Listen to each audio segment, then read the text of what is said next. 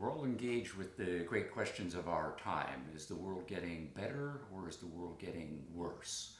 And when we step back, it's easy to identify lots of ways in which we are perhaps living in the best times for human beings ever.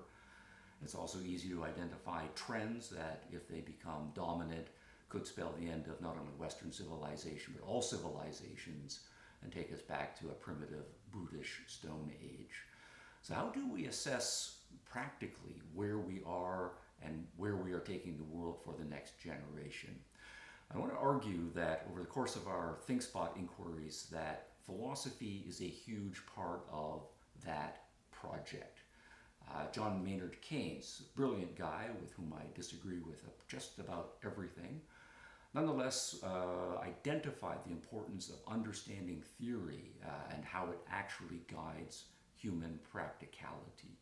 It's important, of course, that we live in perhaps a Keynesian era economically, perhaps even Keynesianism on steroids. But part of the reason why Keynes was a great economist and so practically influential was that he brought to bear a philosophical framework. It's also important to note that the other economists who have had huge impact on the course of human history, Adam Smith, Milton Friedman, Karl Marx, and so forth, all of them, in addition to their first-rate technical economic expertise, were of an extraordinarily philosophical cast of mind.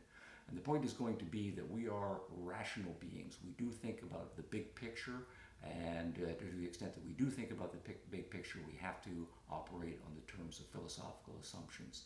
So what are those philosophical assumptions? What are the philosophical assumptions that have made it possible, when they are applied, for us to live the great bounty and the longer lives that we are able to live, most of us now in the world, and even in the poorer parts of the world, poverty is dropping at an astonishing, encouraging rate.